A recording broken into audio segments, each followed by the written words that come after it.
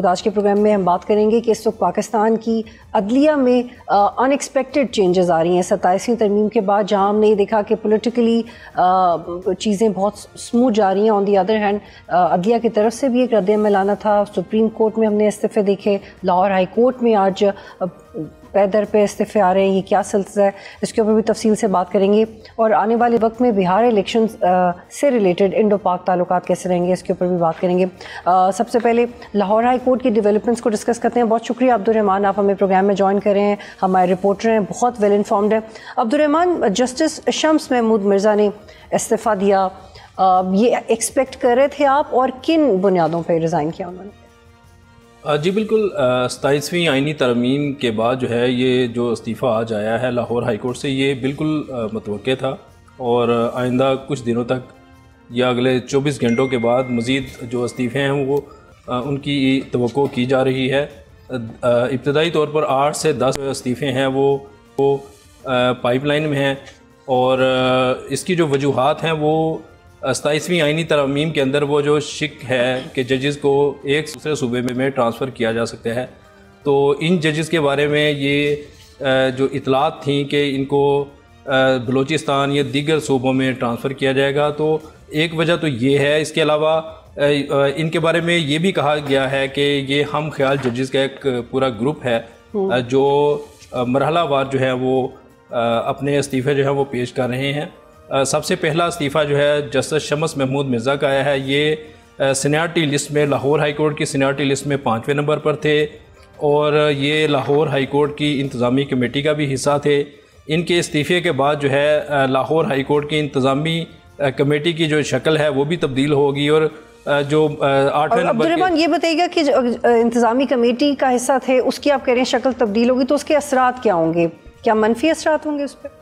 नहीं, ये देखें, ये जो लाहौर हाई कोर्ट की इंतज़ामी कमेटी है वो पूरे पंजाब की जो डिस्ट्रिक्ट जुडिशरी है उसके जजेस से मुतल्लक और अदलिया के इंतज़ामी मामला से मुतल्लक जो है अहम फ़ैसले करते हैं। तो इस सूरत में जो है ये एक अहम ओहदा होता है जो पूरी जुडिशरी का, यानी सूबे की पूरी जुडिशरी का जो है लाया अमल देते हैं। उसके अंदर जो लोअर जुडिशरी के जजेस हैं उनकी तैनातियाँ, तबादले और तमाम जो मामला हैं, इवन लाहौर हाई कोर्ट के जो माली अमूर हैं उनको भी देखते हैं। अच्छा, जैसे कि आपने पहले भी कहा कि मज़ीद इस्तीफ़े भी एक्सपेक्टेड हैं, तो क्या आप देख रहे हैं कि कोर्ट के अंदर ऐसा माहौल बन रहा है कि फिर न्यूली अपॉइंटेड लोगों को जो कौन डिज़र्व करते हैं उनके ऊपर बात की जाए?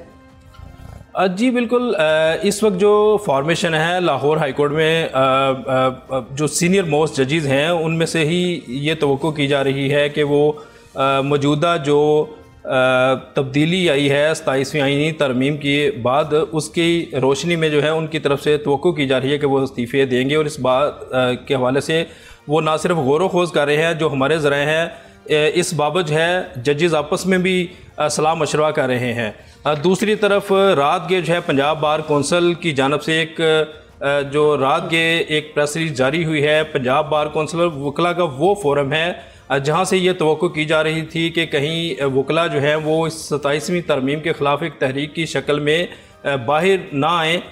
तो इस हवाले से ये मैं वाज़े कर रहा हूँ कि पंजाब बार कौंसल ने रात के जो है 27वीं आइनी तरमीम के हक़ में जो है एक प्रेस रिलीज़ जारी की है, जिसमें ये भी कहा गया है कि इस मुल्क के अंदर जमहूरियत की बका, आइन की बालादस्ती के लिए जो है वो 27वीं आइनी तरमीम जो है वो ज़रूरी थी। ताहम अभी पाकिस्तान बार कौंसल की तरफ से कोई ऐसी प्रेस रिलीज जारी नहीं हुई।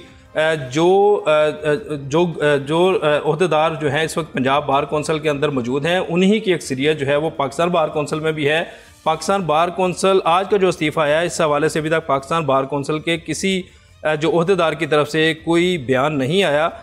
ताहम जो नौजवान वकला हैं उनके अंदर कुछ बातें चल रही हैं, मगर उनको कोई ऐसा प्लेटफॉर्म इसलिए दस्तयाब नहीं है कि पंजाब बार कौंसल के हालिया इंतखाबात के बाद जो है जो रिज़ल्ट्स हैं वो भी 17 नवंबर को अनाउंस होना बाकी हैं, जिसकी वजह से सारे जो वकला हैं या वकला जो नुमाइंदगान हैं या जो मुखालफ धड़ा है वो उन्हीं नताइज का जो है इंतज़ार कर रहा है, जिसके बाद उनको अगर कोई प्लेटफॉर्म पंजाब लेवल पे दस्तयाब हुआ तो वो तहरीक चलाने का शायद सोचें। ठीक है अब्दुर्रहमान, ये बताइएगा कि आप क्या देख रहे हैं कि इन रेजिग्नेशंस के बाद भी मज़ीद जजेस को ट्रांसफ़र किया जा सकता है लाहौर से? जी देखें, जुडिशल कमीशन के पास अब पावर्स तो हैं कि वो किसी भी हाई कोर्ट के जज को एक जो है दूसरे सूबे के अंदर ट्रांसफ़र कर सकते हैं। तो सुप्रीम जुडिशल कमीशन है वो इस हवाले से अभी चूँकि आइनी अदालत की फॉर्मेशन मुकम्मल हुई है, जुडिशल कमीशन की फॉर्मेशन जो है वो मुकम्मल हुई है, तो उस कमीशन के अंदर बहुत सारे जजेस के ट्रांसफ़र के मामला तो ज़ेरे गौर हैं, इसमें कोई शक नहीं। लाहौर हाई कोर्ट से बहुत सारे जजेस के बारे में बहुत शुक्रिया। अब्दुर्रहमान हमें ज्वाइन कर रहे थे और इस पर फर्दर बात करने के लिए हमारे साथ मौजूद होंगे पाकिस्तान पीपल्स पार्टी से कादिर मंदुखेल साहब और बैरिस्टर वकास अवैस साहब। बैरिस्टर साहब, आप ये बताइएगा, आइनी अदालत बनने के बाद लड़ाइयाँ ख़त्म हो जाएंगी ये एक्सपेक्ट किया जा रहा था, फिर 27वीं तरमीम तो पॉलिटिकली अच्छे तरीके से पास होगी, लेकिन ये जो इस्तीफ़ों का सिलसिला शुरू हुआ है ये कैसे रुकेगा? क्योंकि जो लाहौर हाई कोर्ट में हो रहा है, पैदर पे इस्तीफ़े आ रहे हैं, मज़ीद एक्सपेक्ट किया जा रहा है कि इस्तीफ़े आएंगे, ये कैसे अनफोल्ड होगा आने वाले दिनों में? देखिए, मुझे ये लगता है कि बतौर स्टूडेंट ऑफ लॉ की लाहौर हाई कोर्ट से भी इस्तीफे फर्दर आएंगे, इस्लामाबाद हाई कोर्ट से भी आएंगे, सिंध से भी आएंगे, लेकिन 2-3 चीजें बड़ी इंपॉर्टेंट हैं जिन चीजों के ऊपर सबसे ज्यादा रेजर्वेशन थी जजेस को। Let's say for the sake of argument के अगर किसी जज को ये रेजर्वेशन है कि वो इंसाफ राम करने से कासिर after passing of 26 amendment 27 amendment, तो मैं ये समझता हूँ कि सुप्रीम कोर्ट ऑफ पाकिस्तान तो वहीं पे मौजूद थी और जजेस का इस्तेकाब भी मौजूद था। जो भी सिविल केसेस की, क्रिमिनल केसेस की या फैमिली केसेस की अपील थी, जो एक आम साइल जो पाकिस्तान का शहरी है, वो तमाम मुकदमा की सुनवाई तो इन्हीं लोगों ने करनी थी, इंसाफ की फराहमी भी इन्हीं लोगों ने यकीनी बनानी थी। एक चीज जो इनके एम्बिट से निकल गई वो जो हमारे पॉलिटिकल केसेस थे, जो शशके वाले केसेस थे, जिसके अंदर मीडिया में बड़ा लाहौर लश्कर बैनर्स और बहुत ज्यादा हाई केसेस को दी जाती थी, जजेस का बार बार नाम लिया जाता था, उन केसेस से हटकर अगर देखा जाए तो जुडिशियल सिस्टम तो वहीं पे एग्जिस्ट करता था। किसी भी जज के हाथ नहीं बांधे गए थे कि जो मैटर उनके सामने अपील में आए, जो मैटर उनके सामने रिवीजन में आए, उस मैटर में तो वो मुकम्मल तौर पे इंडिपेंडेंट है to make justice in accordance with the book of constitution of Pakistan. तो मैं समझता हूँ कि इन तमाम चीजों को मद्देनजर रखे तो हमने गुज़िश्ता 3-4 सालों के अंदर जो अपनी सुप्रीम जुडिशरी के अंदर प्रैक्टिसेस देखी, जजेस के इख्तलाफात देखे, जस्टिस एजाजुल हसन भी छोड़ गए, फिर उसके बाद शमीम नकवी साहब। तो आप ये समझते हैं कि ग्रुपिंग की वजह से हुआ है, it has nothing to do more with law, लेकिन एक लाइक या इख्तलाफ की वजह से हुआ है? आप मेरे साथ ही रुकिएगा। मंदुखेल साहब, अदालत बने आइनी तौर पर ये पाकिस्तान पीपल्स पार्टी की तजवीज़ थी और चार्टर ऑफ डेमोक्रेसी का हिस्सा था। आइनी अदालत भी बन गई, लेकिन 3 जजेस मुस्ताफ़ी हो चुके हैं। लॉ एंड जस्टिस कमीशन के रुकन मखतूम अली खान भी मुस्ताफ़ी हो गए हैं और मज़ीद भी इस्तीफ़े एक्सपेक्टेड हैं। तो हम तो ये समझ रहे थे कि इससे चीज़ें जुड़ेंगी, लेकिन ये तो एक बहरानी शक्ल अख्तियार कर गया। देखिए, पहली बात तो ये कि पीपल्स पार्टी का तरमीम नहीं था, बल्कि सबका मुतफ़क़ा था। चार्टर्ड ऑफ डेमोक्रेसी में दस्तखत मियां नवाज शरीफ साहब के, बेनज़ीर भुट्टो शहीद साहबा के और इमरान खान साहब और मौलाना फजल रहमान साहब भी उसको एग्री कर रहे थे उसमें। पहली बात तो ये। दूसरी बात ये कि जो जजेस ने इस्तीफे दिए वो तो पहले ही पीटीआई के वर्कर थे, वो तो पीटीआई के वर्कर के तौर पे काम कर रहे थे। आप मुझे बताओ, अत्तर मिनल्ला साहब ये इफ्तिखार चौधरी की ड्राइवरी करता था और वकला तहरीक में, और उसके बाद उसकी क्वालिटी ये थी कि वो ड्राइविंग साथ करता था और फिर तर्जमान भी बन गया, उसकी खबरें भी चलाता था, और उसके बाद उसको इस्लामाबाद हाई कोर्ट का जज बनाया और 4 साल तक चीफ जस्टिस रहा। 4.5 लाख से ज्यादा पाकिस्तान भर में जो वकला है, जो कि काबिल वकील है लेकिन गरीब है, किसी की चमचगिरी नहीं करते हैं, कोई सिफारिश नहीं इनके, वो तो जज नहीं बन सकते। ये बन गए जज। इसी वजह से मैं तरमीम लाया था पिछले असम्बली में कि ये चाचे मामे बांजे भतीजे भर्ती करने की बजाय मेरिट लाए। आप मेरिट लाते तो दुनिया में आपको 141 नंबर नहीं। लेकिन मंदुखेल साहब, एक नुक्ता ले लीजिए, फिर मेरिट का बताइएगा, वजाहत कीजिएगा कि अब मेरिट है या नहीं। आज डॉन ने लिखा है कि आईनी अदालत में जो जज शामिल किए गए हैं, justice Hasan Azhar Rizvi, justice Amir Farooq, justice Karim Khan, justice Rozi Khan, justice Ali बाकर और जस्टिस अरशद हुसैन, इनमें से कोई भी बतौर वकील आइनी अमूर के केसेस की प्रैक्टिस के लिए नहीं बना। अमीनुद्दीन साहब का एक्सपीरियंस है लेकिन बाकियों का नहीं। तो क्या अब ये इनके क्रेडिट को नुमाया करता है ये कि आइनी फैसले ठीक से होंगी? आपको लगता है, आप खुद एक वकील हैं, आईनी मामलात बेहतर जानते हैं, ये तैनातियाँ ठीक हुई हैं? क्योंकि तजुर्बा तो बहुत मैटर करता है कि आपका बैकग्राउंड क्या है। बतूल साहिबा, आपको किस लिए सारी चीजें कान में डाल दिए, फलाना एक्सपर्ट है, फलानी। यहाँ तो इस्लामाबाद हाई कोर्ट में एक जज है जो अमेरिकन नेशनल है, मुंह पे ताले लगे हुए सबके बोलते हुए, और 6 जजेस ने खतूत लिखे, कंटेम्प्ट ऑफ कोर्ट के बजाय उसने खतूत लिखे। करें ना कंटेम्प्ट ऑफ कोर्ट, वकीलों के खिलाफ, सालीन के खिलाफ तो करते हैं, और अगले के खिलाफ जो है ना आपकी जान जाती है। वो बाबा, ये सारी चीजें हमने देखे हैं, ये सब सारे ड्रामे हैं सारे। ये बड़े बड़े जो वकील जिनके चैम्बर से ये सारे लोग गए हुए, मेरिट पे कोई नहीं गए हुए, और इसी वजह से ये सारे अरबों रुपए में खेल रहे और कुछ नहीं। आपको याद है इफ्तिखार चौधरी के दौर में, यहाँ पे इफ्तिखार चौधरी ने 18वीं तरमीम में उस वक्त की हुकूमत को ब्लैकमेल किया कि आप जजेस की अपॉइंटमेंट मेरे हाथ में देंगे, नहीं तो 18वीं तरमीम खत्म करूंगा। ये पैरेलल हुकूमत थी, बलूचिस्तान में पैरेलल हुकूमत चलाती थी जुडिशरी।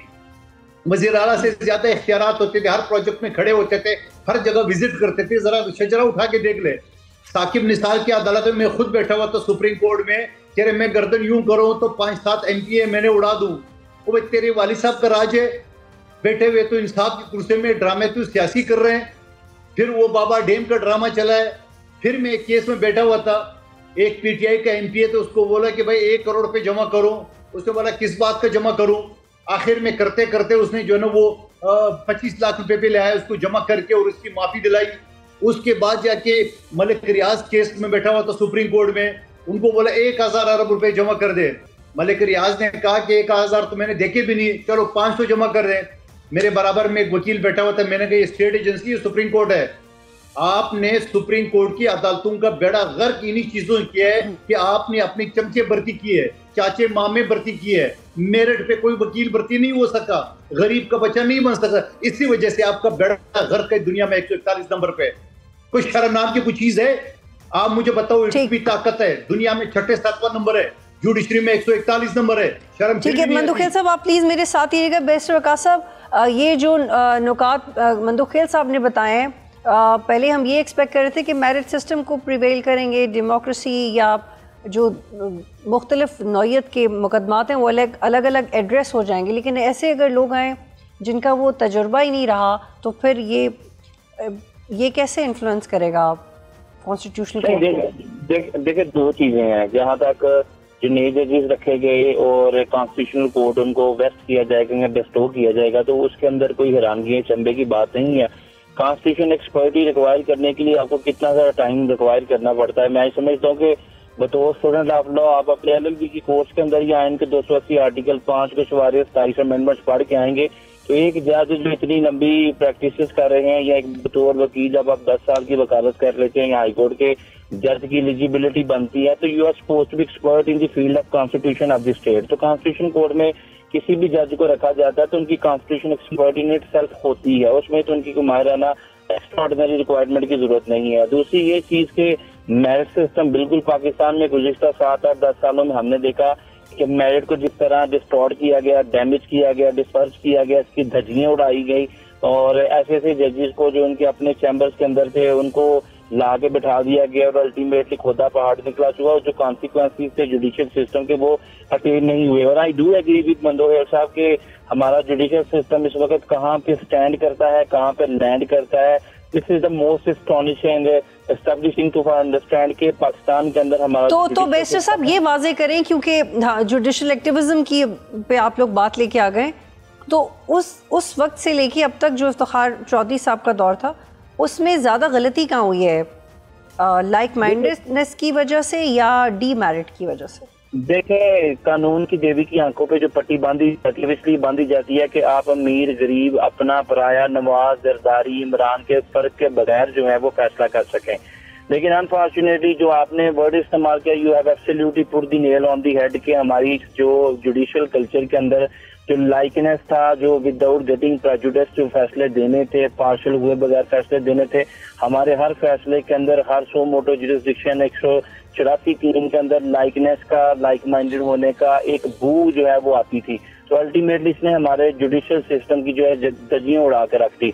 और हमारी सुप्रीम कोर्ट ऑफ पाकिस्तान जो सबसे सुप्रीम और सुपीरियर कोर्ट थी, उसके जजेस के मबैन एतराफात नहीं थे बल्कि दीवारें चीन नजर आती थी। 3-4 जजेस जो थे वो अपने एक पॉइंट ऑफ व्यू और एजेंडे को लेकर चल रहे थे और 7-8-10 जजेस एक तरफ नजर आते थे। फिर मजीद जो है कुछ खवातीन जजेस जो है उनकी अलाइनमेंट में आई। तो अब मैं समझता हूँ कि without going for the deeper appreciation if will talk in the tentative assessment, तो जो हमारा जुडिशियल सिस्टम है, स्पेशली हमारी जो सुपीरियर कोर्ट्स का, वो अगर पेंडेंसी थी केसेस की 53,000 की, जैसे काजी फाजी आए तो उन्होंने 3,000 की मजीद बढ़ा दी, बजाय इसके कि उसमें दर्ज लाते उसमें कमी लाते, वो 56,000 पे चले गए। मौजूदा सुप्रीम कोर्ट के पास भी केसेस की तादाद बढ़ गई। तो बिल्कुल बेस्टर साहब ये बताइएगा कि 28वीं तरमीम भी आ रही है और क्या आपको लगता है कि कुछ ऐसी उसमें चेंजेस हो सकती हैं जो फिर कुछ ग्रुप्स ऑफ वकला को दोबारा हर्ट कर सकते हैं? देखिए 26वीं 27वीं आईनी तरमीम के हवाले से वकला को बहुत ज्यादा रिजर्वेशन थी और किसी भी वकील को किसी भी वकला के ग्रुप को कोई रिजर्वेशन है that can be entertain by the high court, supreme court, उनके कॉन्स्टिट्यूशनल बेंचेस बन चुके हैं और उनके सामने they can knock the door of supreme court, high court in this regard, जाके दरवाजे पर दस्तक दें, जो लीगल प्रोसेस है उसको ऑप्ट करें और उस तरमीम को चैलेंज करें। आइन के अंदर बिल्कुल आर्टिकल 8 मौजूद है, कोई भी ऐसी अमेंडमेंट जो कि हमारे फंडामेंटल राइट्स के अगेंस्ट है, आइन के बुनियादी ढांचे के अगेंस्ट है, इस्लामी नजरियात के अगेंस्ट है, तो वो जो भी अमेंडमेंट है आज दो के लिखा गया है इनके अंदर के आर्टिकल 238 और 39 में कि जो भी अमेंडमेंट 2/3 मेजोरिटी से की जाएगी that can never be challenge before any court of law in Pakistan. लेकिन आर्टिकल 8 फिर भी उसको सुपरसीड करता है कि कोई ऐसी तरमीम जो इन 3-4 चीजों से बियॉन्ड जाके की जाएगी, इनके रिपग्नेंट, इनके मुस्तजाल की जाए, तो वो चैलेंज की जाए। ठीक है बेस्टर साहब, एक और सवाल शॉर्टली इसका जवाब दीजिएगा, फिर मुझे मंदू खिल साहब को शामिल करें। Do you see any mobility with in lawyers? क्योंकि ये कहा जा रहा है कि उनके पास कोई प्लेटफॉर्म तो है नहीं, लेकिन नॉट एट ऑल। उसकी बड़ी वजह मैं थोड़ा सा बता दूं, मैं उसी बात करूंगा कि हम वकला के अंदर भी बहुत बड़ी तकसीम है और नून लीग के वकला, पीटीआई के वकला, पीपल्स पार्टी के वकला। पहले शायद हम ये देखते थे जुडिशियल एक्टिविज्म में इस तरह की कोई भी चीज आती थी तो वकला निकलते थे, अब वकला भी शायद सियासी पार्टीज के परचम के तले ज्यादा नजर आते हैं बजाय इसके। ठीक है बेस्टर साहब साथ ही रहिएगा। मंदुखिल साहब आपका क्या इस पर रद्द अमल है? 28वीं तरमीम आ रही है, वाडा साहब बड़े कॉन्फिडेंट हैं, वो कह रहे हैं जी तालीम और सेहत का निज़ाम वफाक को वापस किया जाएगा, NFC तब्दील होगा।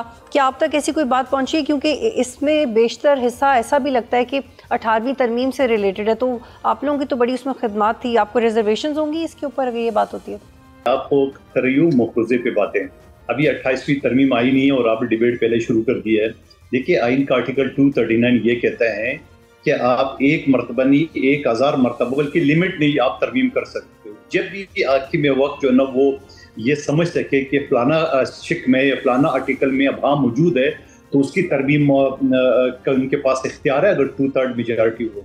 मिसाल के तौर पे आर्टिकल 200 जो जजेस की ट्रांसफर के हवाले से, जब आपको याद होगा जब लाहौर हाई कोर्ट से एक जज साहब को इस्लामाबाद हाई कोर्ट ट्रांसफर किया है तो उसमें अब हाँ मौजूद तक क्या आया, उसकी सीनियरिटी कहाँ से शुरू हुई, तो बाकायदा सुप्रीम कोर्ट के एक जजमेंट आ गया है। तो ऐसी चीज़ें, फिर आपको एक और हवाला दूँ, जो गवर्नर खैबर पख्तूनख्वा के पास वज़ीर आला का इस्तीफ़ा आया, तो इस इस्तीफ़ा में PTI वालों ने पहले शेड्यूल अनाउंस कर दिया है, जबकि हमारा ये कहना था कि नहीं इस्तीफ़ा मंजूर होने के बाद होगा। फिर पेशावर हाई कोर्ट का एक जजमेंट आ गया कि नहीं जी आप हल्फ ले ले, नहीं तो स्पीकर ले लेगा। तो इस तरह चीज़ों में जब अब हाँ मौजूद होती है, आइंदा भी 28 के बाद 29, 30 या जो भी फिगर आएगा तो आएगा। लेकिन जो 18वीं तरमीम की आपने बात की, आपको याद होगा बिलावल भुट्टो जरदारी साहब ने क्लियर कट कहा कि कोई माई कलाल उसको चेंज नहीं कर सकता है। और अगर उसमें 2 वजारतों की बात हो रही, मिसाल के तौर पे हेल्थ की वजारत की बात हो रही, यहाँ सिंध में जो पहले ही जिना अस्पताल का केस चल रहा था और बच्चों का अस्पताल का या NICH कहते हैं उसको, और बाकायदा सुप्रीम कोर्ट से सिंध हुकूमत केस हार गई है, मगर वफाकी हुकूमत फिर भी नहीं संभाल सकती है। उन्होंने सिंध हुकूमत को दे दी, हम नहीं चला सकते। फिर इस तरह सिंध हुकूमत ने NICD जो दिल का अस्पताल है, इस तरह SICBD जो है ना वो सिंध के 10 जिलों में टॉप के अस्पताल बनाए, मेरे हल्के बल्दिया टाउन समेत, जहाँ मुस्तफ़ा कमाल साहब और शहबाज शरीफ साहब का भी हल्का है। तो मैं ये समझ रहा हूँ कि ऐसी सूरत हाल में अब हेल्थ की वजारत कैसे दी जा सकती है जहाँ अरबों रुपए सिंध ने इन्वेस्टमेंट की है और बने बनाए जो 2 अस्पताल थे वो वफाक से नहीं संभाले जा रहा था, सिंध को दे दिए केस जीतने के बावजूद। तो ये सारी एक अफरा तफरी वाली बातें हैं जो इनके मालिक फैला रहे हैं। आर्टिकल 140 के तहत कह रहे हैं कि वो कर दो। बाबा आर्टिकल 140 है क्या? आपके 3 मेयर आए थे, रोना धोना, 40 साल आपने हुकूमत की, मुख्तलिफ डिक्टेटर्स और जमहूरी हुकूमत के साथ था। पिछले बल्दियाती इलेक्शन में तो आपने हिस्सा ही नहीं लिया, आपको तो एक काउंसलर भी नहीं है, तो आप किस चीज की तरमीम करो? बहुत शुक्रिया मंदोखेल साहब और बैरिस्टर वकास साहब प्रोग्राम में ज्वाइन करे थे। सब्सक्राइब करें और बेल दबाएं ताकि कोई खबर रह न जाए।